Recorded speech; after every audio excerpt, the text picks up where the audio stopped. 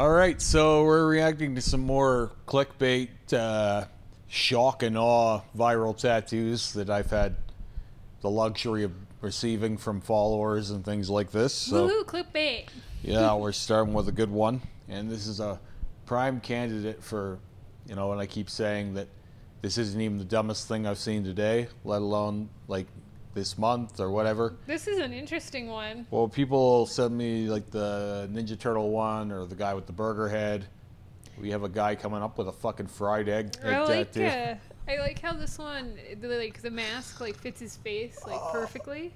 I mean, I do and I don't, right? Like he's turning himself into a samurai or something. I don't know. Yeah, something like that. It's what can you say? Really? Why can't you just wear the mask? Like, just get the mask. Why do we have to tattoo it to our face? We're in a weird time where, like, and I get it. I have face tattoos, so if someone out there is not understanding nuance and thinking I'm being a hypocrite, but, and that is what that is, by the way. We're in a weird moment where people are wanting to transform into literal characters and things all the time. Right. And I think it's because, like, I've been working on this theory that we have too many people, and it's like when you have too many people and life is too good, it's like there's no inherent struggle, there's no like need to really go out and pave the new path or whatever the fuck. I just think that like things are too accessible, so counterculture has been forced to get bolder to remain counterculture. Where I was going with that is like I think that there's this thing where people have an inherent less self-value thing. Whenever you have a certain amount of anything, the value drops.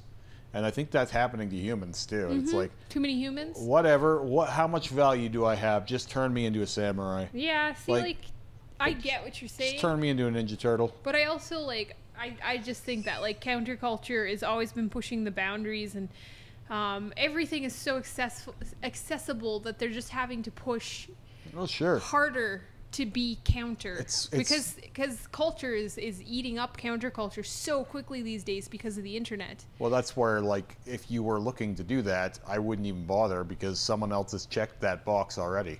Like, it's like, you really want to throw your face away on something like this. It's like, yeah, but you do that and 5 other people just did it before you. Right. So it's like, do you really want to look at this thing for the rest of your life?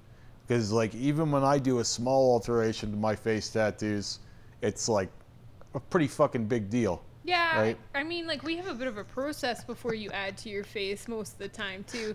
We kind of do a mock-up and then, like... These guys don't have any tattoos, usually. No, I know. Like, where's your throat tattoo, sir? What is this connected to? Yeah. If I'm to believe this is some suit of armor or something, it's like... And then there'll be someone who's like, oh, well, maybe it's fake, because look, there's no... It's like... You can say that about as many of these as you like. But some of them are real. Some of them are real. And this one I think is real. And when people see these, it's like, it does inspire further madness. Yeah. Because just because, like, you might think it's not real, doesn't mean that everyone doesn't think it's real. And, like, some people think it's cool. And that's fine. I'm done holding the tattoo artists accountable in these situations. I mean, we can all say, oh, they should say no, they should say no. But you know what? That's what they always say. Tattooers, you can say no. It's like, no, because, like, the tattooer needs to make money, and someone will do this tattoo. Well, I think at least do a half-decent job of it. Right? If this artist knew that they would do a good job at it, then do it, right? Because this guy's going to go to the scratcher shop down the road that'll say yes, so you might as well do a nice job. It kind of looks good, but also not. Like, how long are we going to be responsible for, like, other people's choices as tattoo artists? It's just like all the misspelled script I see going around. People... Double check your script. Your tattoo artist isn't the smartest. Well, I mean, sometimes they are, sometimes they aren't, right? But this is a different thing, I think. This is way... And also, like, I think in the years to come, the whole tattooing thing changes anyway. Like, it's not going to be like, oh, you go and ask a tattooer. It's like, no, there are self-made tattoo machines already. Yeah, you're going to beep boop it into a computer, and it's just going to do it for you. You'll just be able to choose. There's no, like... oh, I wanted this, but the tattooer said no. Like, that's not a thing anymore. You'll find someone who will do it, or else soon enough that won't even be part of it. Like the idea of telling someone no is really not on the table anymore, and we're in a culture now where you might actually get yourself in trouble telling someone no. I also think we're eventually, and we might be hitting it now, we're going to hit a stage where people aren't getting tattooed. That's not what I'm even talking about. I'm going a different direction. I'm saying, like, we're in an acceptance culture where people can be whatever the fuck they want to be, and you could be going against some fucking rule soon, where it's like some freedom of expression where you're not allowed to deny them that. I see what you're saying. Well, we have Ivan goes to school like with a couple of cats and dogs. Yeah. So it is what it is. In Canada here especially, that whole thing has changed a lot. I see what you're saying. It's almost too much to keep up with. Like compelled speech. Yeah. So, like, understand. Yeah, we may find ourselves in a weird area where it's like you are legally bound to do these things, and you're not allowed to have a moral anything on the matter. Yes, I'm not allowed to feel uncomfortable tattooing your fuck you on your forehead. We had a guy out there who was very unwell 2 weeks ago. Very unwell. I wouldn't trust him to do much of anything, and he wants a full face tattoo. Yes, I know. Right? Like, that guy was very, very unhealthy. And no other tattoos, and he wanted a full face tattoo. And very opinionated individual. And it was okay because they didn't have a job and they were on AISH. Yeah. I was like, well, what about your like future? Doesn't what about need your to worry career? about it. Oh, I don't work anyways. And like, I'm not judging, but like, you know, that's tricky. It's tricky. Yeah, I think it should always be acceptable personally to tell someone with no tattoos that you're not getting a face tattoo. I know that line is changing, but call me old school if you want. It shouldn't be someone's first tattoo. Ever. I always just tell people, like, it really changes your, like, perception. People, even yourself. You don't see yourself the same way anymore. Well, like, and like, I mean, you think that you're used to being, like, stared at and stuff in public and people having really stupid questions and, like, people saying things on social media. Social media is the real one. When you step in the deep end, especially for young people, most people people live more online than in person these days. Most, especially young people, and people are incredibly hateful and vicious. They don't give a fuck online, and you will be torn to shreds for things like that. And I'm not saying you should care that much. If I did, I'd never leave the house again. With the way my comments come in. It does get hard though. But like, and if the more it matters to you, the harder it's going to be. Because some people base their entire self-worth on what their peers think of them online. It's fucked up. It is pretty fucked up. Anyway, on to a lighter note here. We have this stretchy cat. I've seen the stretchy cat. I like the stretchy cat. I saw a stretchy butterfly. Well, this is like a whole trend. Stretchy tattoos are like in the cool. elbow pit area. Yeah. I think these would be really hard to place. I was looking at a bunch of these and thinking about how you place them. And I think it would be tricky. I think harder and not harder, right? Like, I think it's like, this is the kind of thing that you almost want to think about a little less. Right? Like, if you get too particular on it, I think it might take away from it. Yeah, you just want it to stretch. It's like everyone's got one of these, right? Yeah. I think the thing is like, if you've got a good long stretch from your upper bicep to your elbow, or not elbow, wrist, or something, like, you can make it really cool. Some people don't have the right skin to do it as long as others.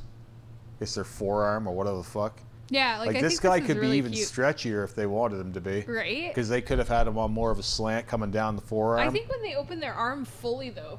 Yeah, he'll get pretty long. He's pretty dang long. But like I just think this is so comical. What I'm saying is this guy is like a wacky inflatable thing where, like, you can get this fucking thing as long as you want. Yeah. You could have him stretch out from the top to the bottom if you planned it out right. Oh, yeah. But then it's like your whole arm is this fucking cat. Yeah. Someone's going to do that. Oh, I'm sure. Like, it's going to happen. For the same reason I mentioned earlier about the fucking samurai face. It's like, hold my drink, I got this, you know? I've seen some really cool, like, transforming, like, moths and butterfly ones, too. Like, I think this is a cool concept.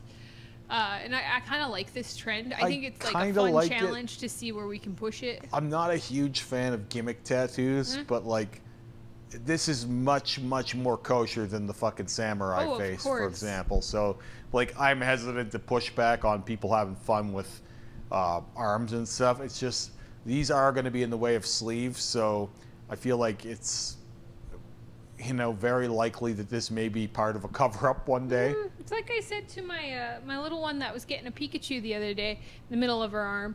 I said, just, this is your junk arm now. You're saving the other arm for your sleeve. I think it's better to have a junk leg. Well, I said that too, but they already had a random piece on the arm, so it was already spent. Well, I mean... But junk leg is better, but, like, you know, if you're going to have...